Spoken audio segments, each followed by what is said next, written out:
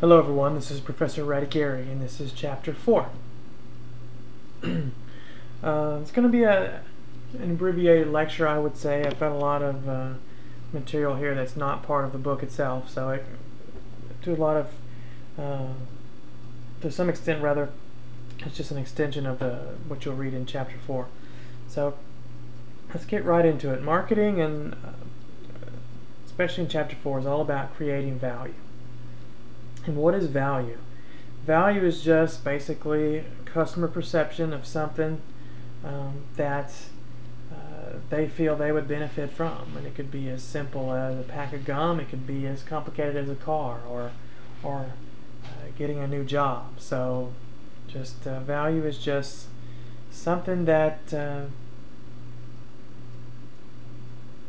consumers feel that they will be rewarded for having or using. So we've got this real simple equation here: value equals benefits minus costs. So benefits are just basically the benefits you accrue from whatever the product or service is, and costs are the expenses and negative type things that have to be taken away in order to obtain or consume or use the product. So one good example would be, continuing my theme of automobiles, is the automobile. Well, with the automobile, what are the benefits? There's a lot of benefits. Get you from place to place, get you there quickly. It's got air conditioning to keep you cool if it's hot. It could provide you some sort of social status. It could provide fun for you. So all those are benefits that you derive from a car. But what are the costs? First cost obviously is money. You got to pay for the car itself, so that right there is pretty significant. Other costs, maybe there's the cost of maintaining it. Maybe there's the social costs. Maybe you'll be viewed negatively by your friends if you drive a certain car. So there are a lot of costs that come into play as well. But just remember that whatever we're talking about, value is always benefits, perceived benefits minus perceived costs. So it's all about perception. So what does this mean to you?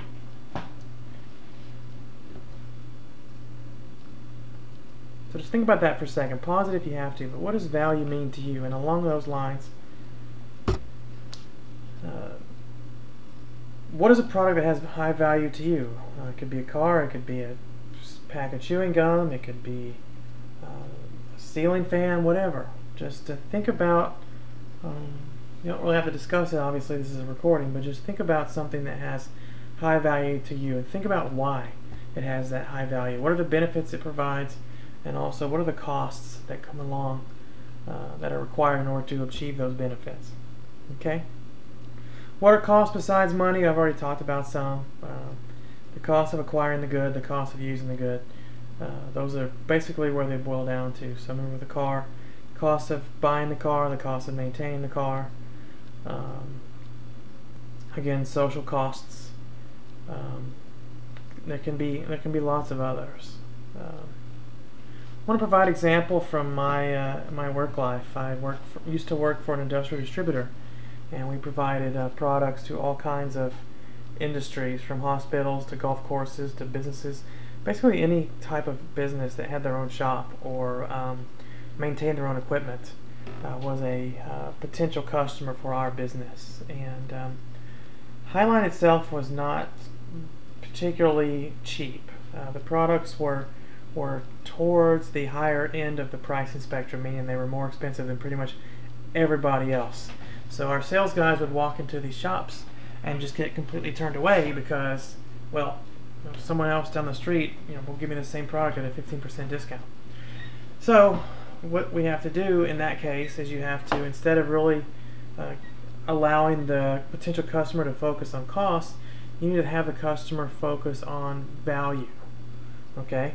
And namely the benefits. So the value that you provide to the firm is called the value proposition. And so what we did in the firm is we would talk about the cost savings. If you let our guys come in, sell our products, they would deliver the products, stock the products for you, kind of clean up your little workshop area just to make sure that everything is is running smoothly, so you don't even have to lift a finger.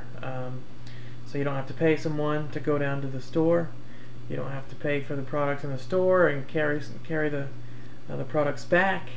You don't have to have the loss of productivity from that employee that instead of doing his job is now on the road not doing his job, purchasing replacing parts for the company. So a lot of firms, once we instituted this, they came around. It's like, oh yeah, we do have those costs, and we actually had brochures and things we would put up that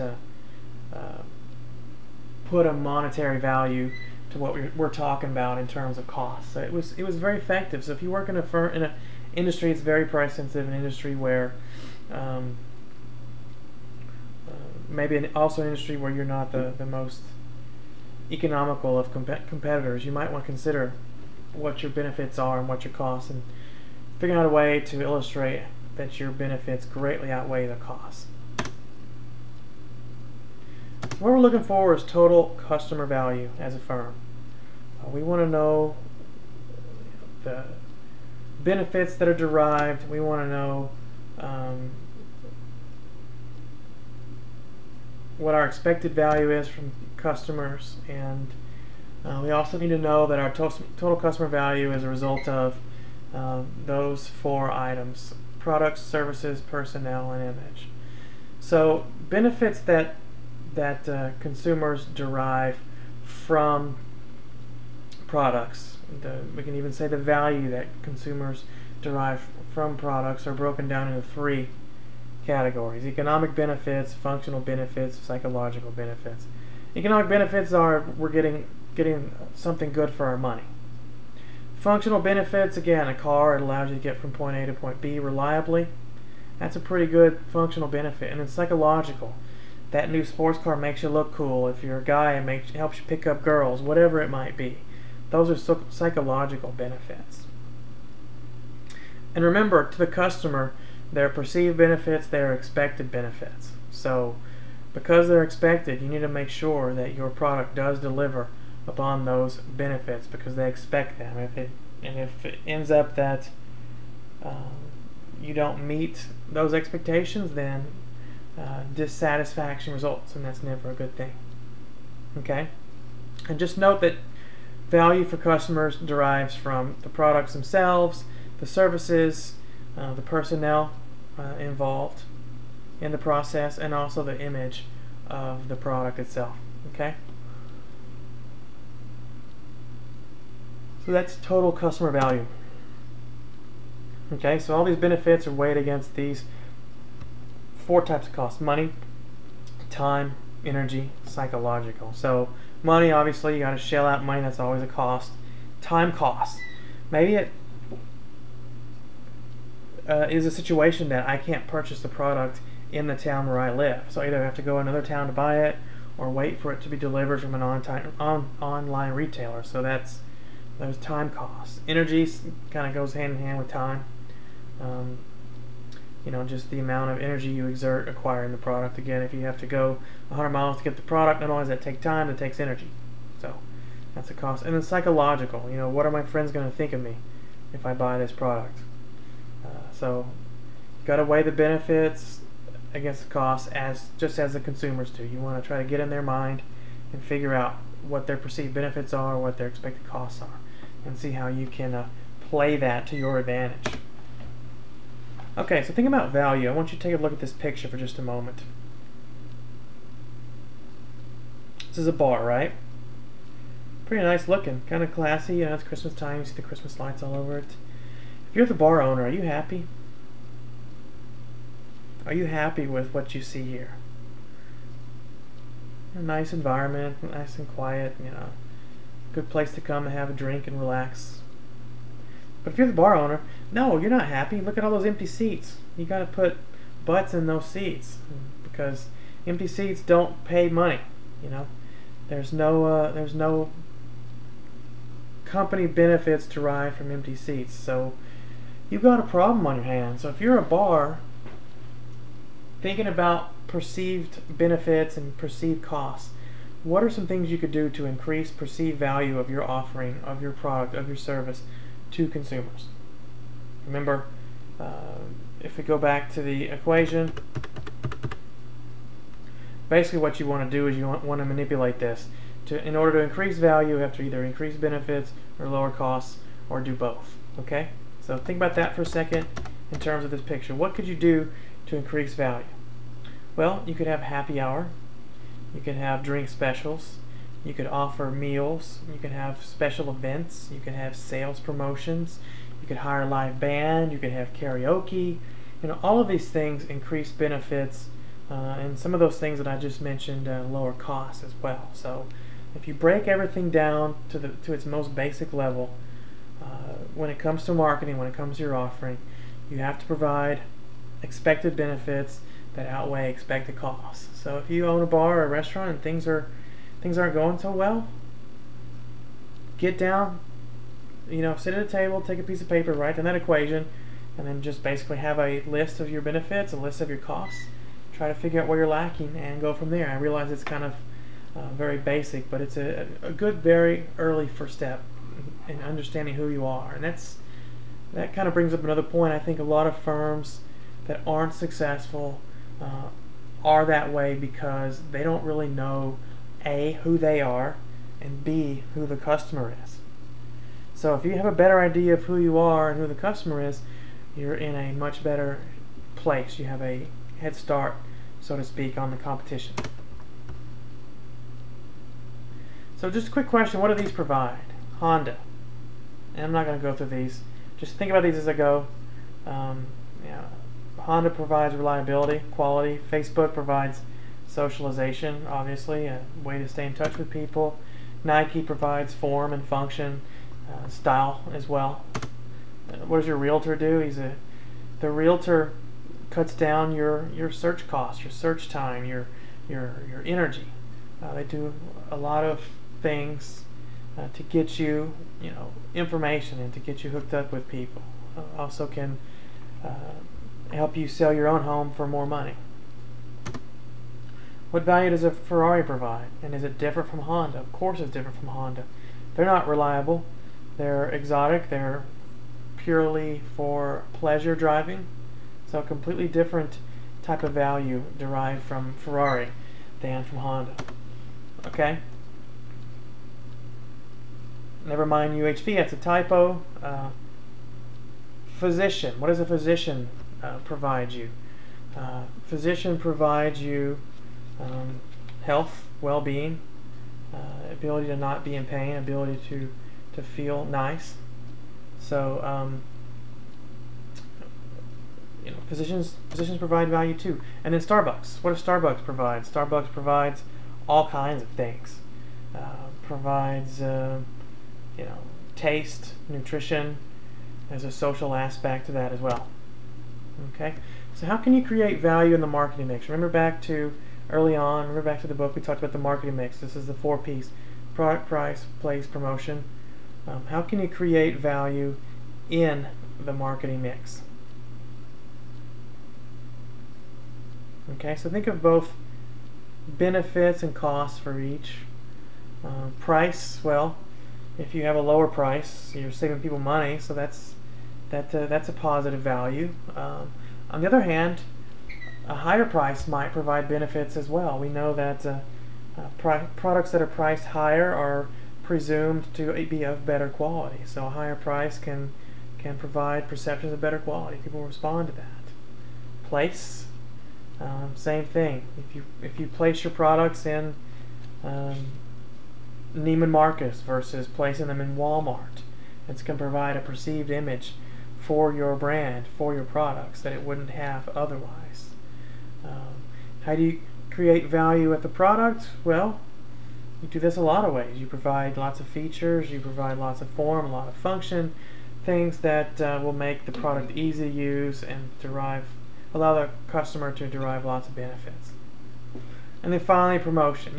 You can create value through promotions. We can talk about advertising, where we can focus on what it is our product does, what it is our product will do for you, what kind of value it will provide to the customer, and that in turn does indeed creates some sort of value in the marketplace for the customer as well as the firm. Satisfaction. I mentioned this just briefly, but satisfaction is just basically comparing your perceived expectations to expected performance to actual performance. Basically, if you expect a product to do well and it does better than you expected, you're going to be satisfied. If you expect the product to do well and it doesn't do as well as you expected, then you're going to be dissatisfied. It's a very simple concept, okay? But if you think about this for a second, this could cause some dilemma for marketers, because on the one hand, it's like we want to position ourselves as the highest quality product that we can, because that attracts consumers. But what if, because of our positioning, we set consumers' expectations way too high? And if that's the case, we're setting them up to be disappointed, and you don't want that either. So there's got to be some sort of sweet spot, some sort of middle ground that can be had in order to both attract profitable consumers and also keep them satisfied. So I just want to show some extremes of product claims and how they could impact satisfaction. First one is, our product delivers the best value by providing the greatest quality, superior styling, and exceptional benefits. Well, sounds great, sounds awesome, but also there's a great chance that people aren't going to be as satisfied. Their expectations will not be met. They might perform better than a lower quality product, but if it doesn't meet their expectations based on what you told them, they're going to be dissatisfied. That's a problem. So you might want to be careful about making very exaggerated claims like that.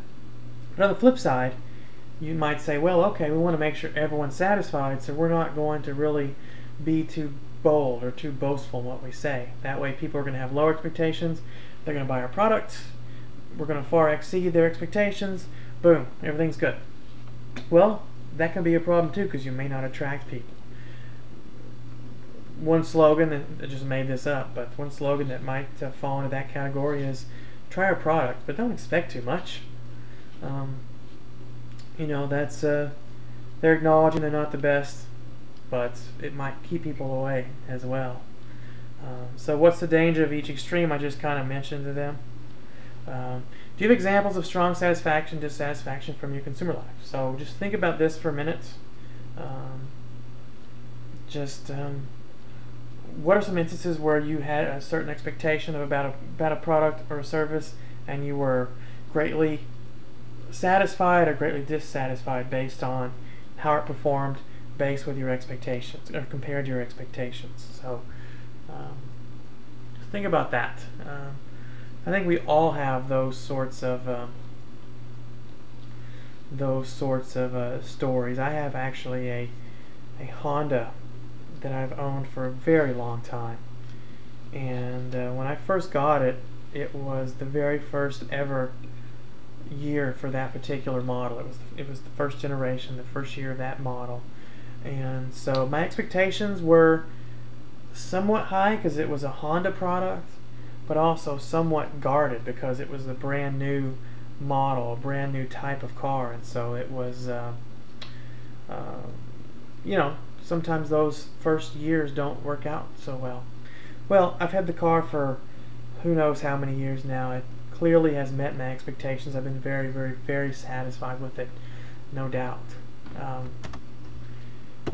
Another example is, I don't know if you guys have seen the movie Dinner for Schmucks. It came out a couple years ago with a comedy. It was pretty well hyped. It has the actors' names escape me now. Steve Carell and I forget who else. But anyways, pretty well-known comedic actors. So you go into this movie thinking, oh, these actors are great. This movie's going to be awesome. So your expectations are very high. Well, I came out of that movie very dissatisfied because it didn't live up to what I thought it was going to be.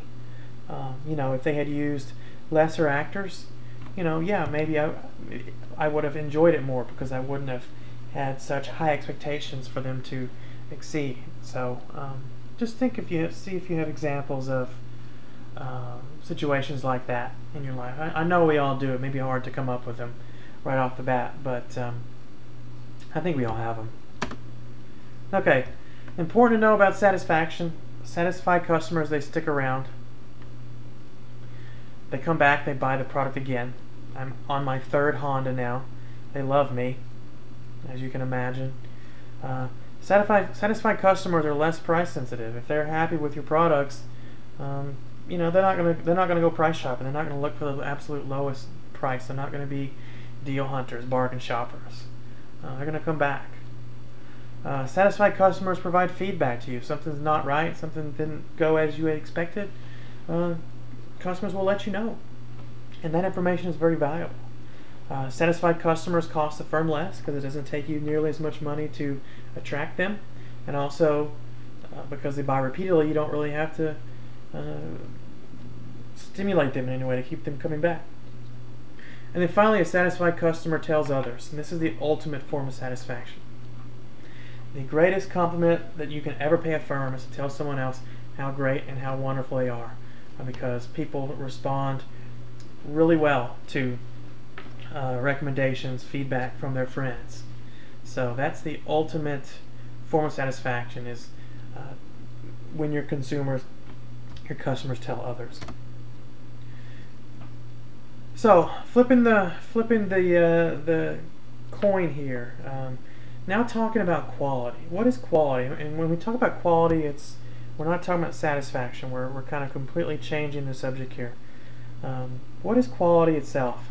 Hopefully you've read the textbook already and understand a little bit about what quality is. But quality kind of falls into two different categories. We have performance quality and we have conformance quality. And performance is just how well a product performs on a particular attribute, like Porsche drives faster than Hyundai, okay, or Honda lasts longer than Ferrari, okay. So there's an objective performance measure there. That's performance quality. Then we have conformance quality, and this goes hand in hand with satisfaction. Conformance quality is just how well does a product meet consumer expectations. So if products meet expectations, they have high conformance quality. If they don't, they have low conformance quality. So you can say that consumers that are satisfied are that way because their product has high conformance quality. So conformance quality is a little harder to quantify because it's really based on each individual consumer's expectations. Which is more important? Chew on that for just a sec.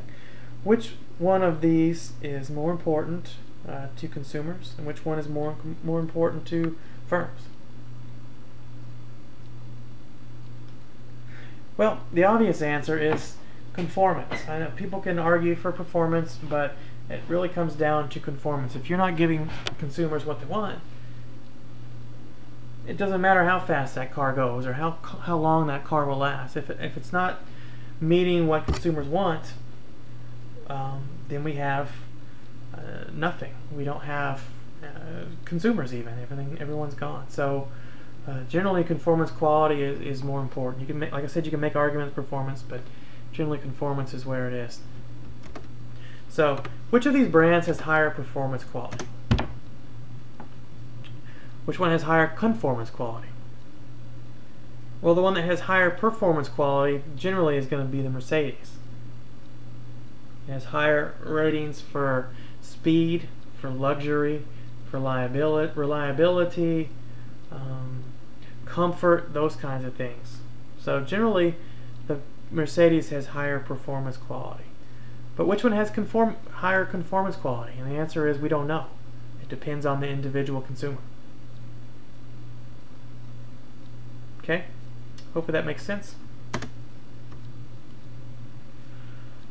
Alright, deeper into the chapter they talk about managing your customer portfolio, and just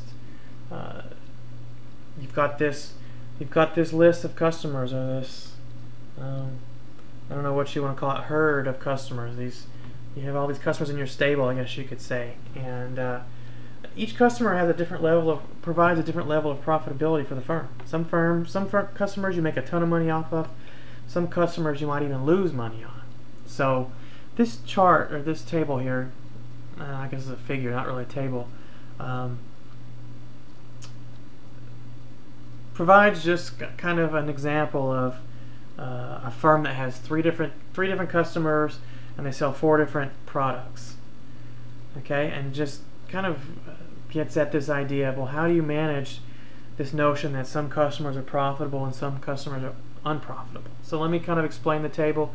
Across the top, C1, C2, C3, these are 3 different customers: customer 1, customer 2, customer 3. Customer 1, if you look down at the very bottom, is a high profit customer. Customer number 2 is a mixed bag customer. Customer number 3 is a losing customer. If you read across left to right, P1, P2, P3, P4, these are the 4 different products that this company sells. Product 1 is highly profitable. Product 2 is profitable. Product 3, you lose some money. Product 4, sometimes you make some money off of it, sometimes you lose some money off of it. So if you look back at our customers now, knowing these 2 variables, customer 1 is high profit because they buy 3 products. 2 of them are very profitable. The other one is somewhat profitable for this customer. Okay, customer 2, mixed bag, meaning you win some, you lose some. He buys a profitable product and an unprofitable product.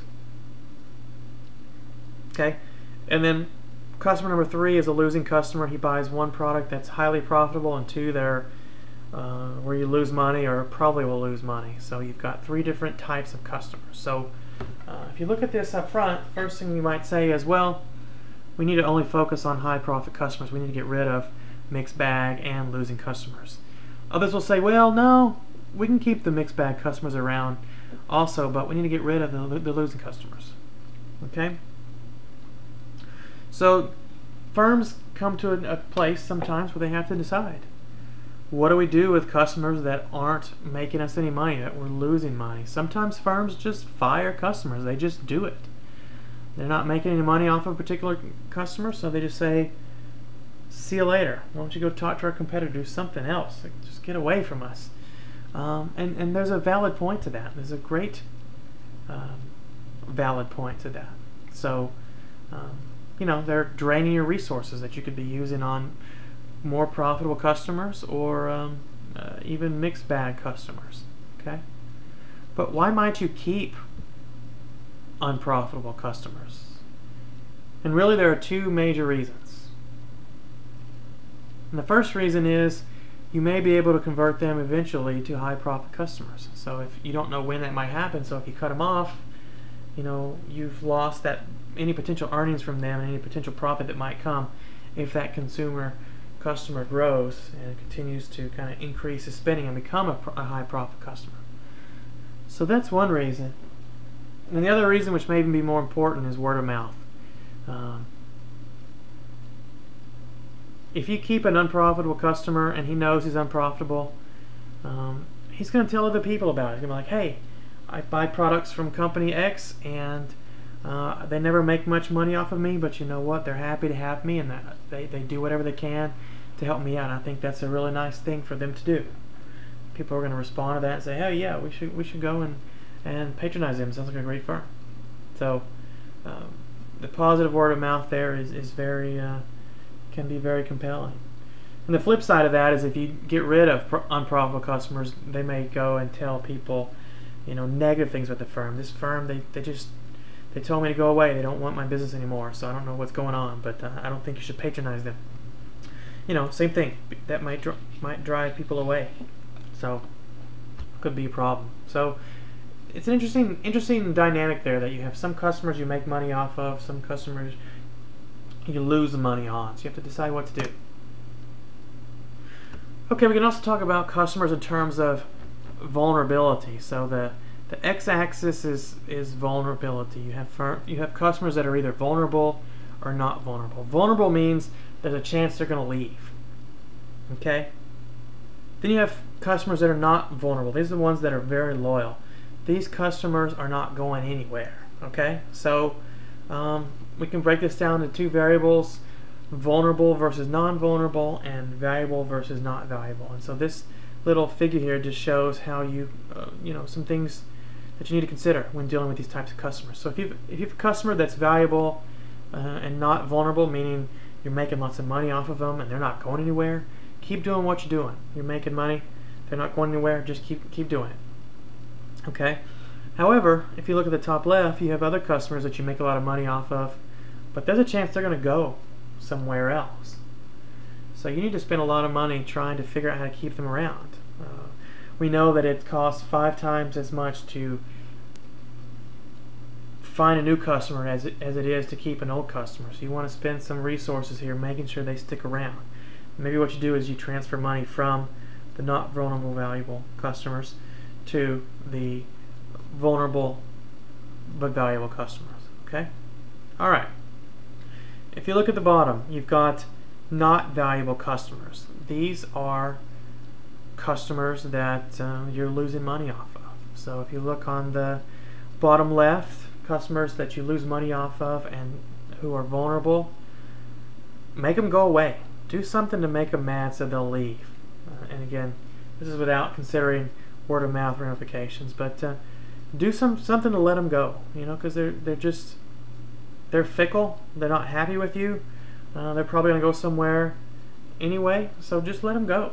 You know what? It's no skin off your back that allow you to transfer some resources to other places. Customers that are not valuable but aren't going anywhere, you have 2 options. You can try to make them valuable, figure out some way to make profit off of those customers, or do something to make them vulnerable. Do something to get them to move towards the box where there's a chance they're going to leave. Okay, so you want to move them from there. You want to move them up, straight up, or to the straight left. And if you get them to the straight left, then you can get rid of them. If you move them up, you've got a profitable customer. Okay, the book then talks about the customer development process. This is the whole process of identifying who you're going to target, to making sales and keeping those customers around. So you start out as potentials. You got a list of customers. You call on them. You can weed out some that what's left become prospects.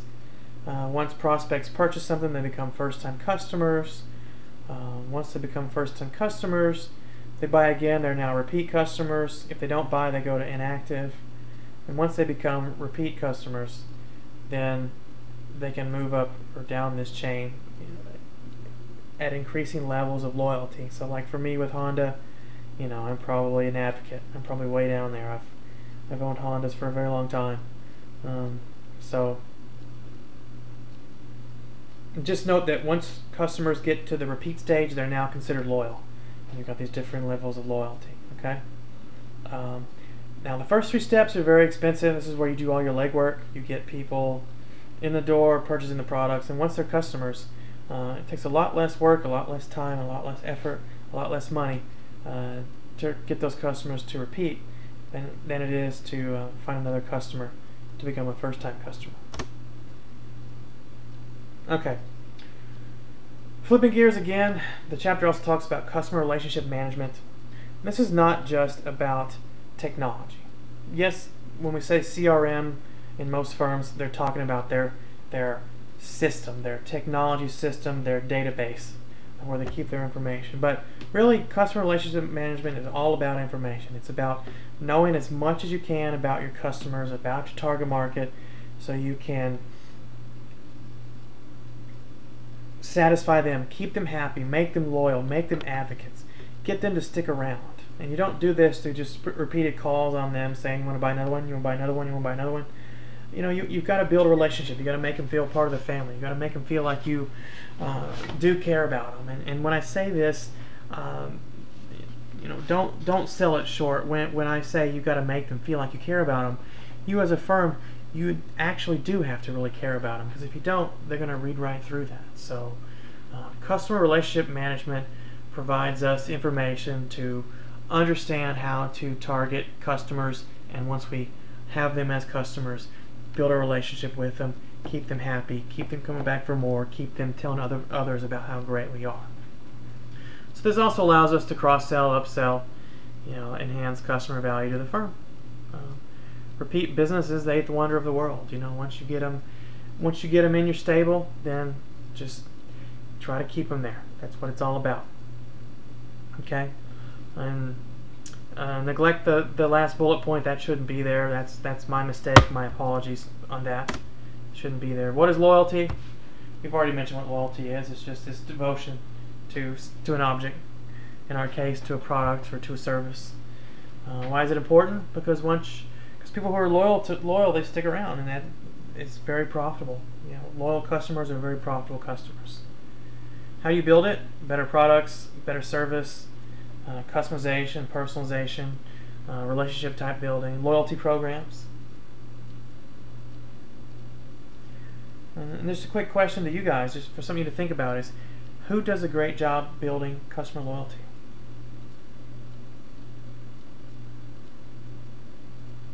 You know, there are a lot of firms like that. There's a Honda dealership near where I live. They have a fantastic service department, and they always, not only do they always send deals, but they always call after the service is over to see how it went, what went right, what went wrong, what could I suggest them to do better. And by providing a fair, honest price and being upfront about everything and being sincerely concerned about my satisfaction, it's made me a very loyal customer of theirs, and I take my cars there all the time. Well, as often as they need to be in there. You know, as reliable as they are, they don't have to go very often. Alright, and that's pretty much it. If there are any questions, please do not hesitate to let me know.